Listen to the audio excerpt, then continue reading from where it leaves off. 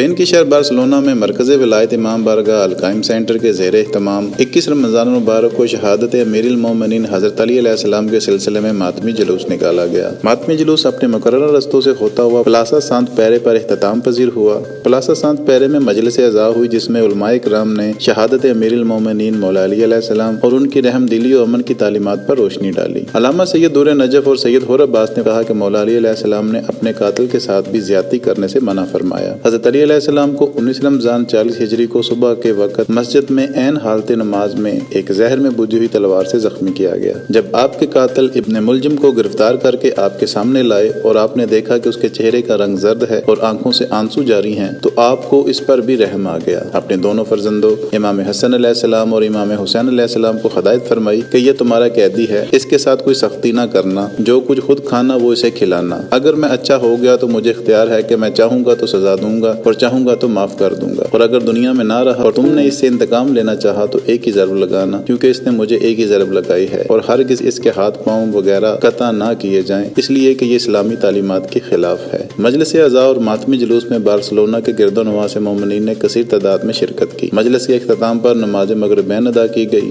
انتظامی امور سید اظہر عباس نقوی، سید سعید رضا، سید سبت الحسن شاہ، چودھری ساجد حسین، زوار شہباز اختر اور محمد زبیر چیمہ نے ادا کیے، جبکہ چودھری فجر نواب چیمہ، سید عباس شاہ اور سید فہیم شاہ نے خصوصی تعاون کیا۔ Rizwan Kazmi, Barcelona, Spain.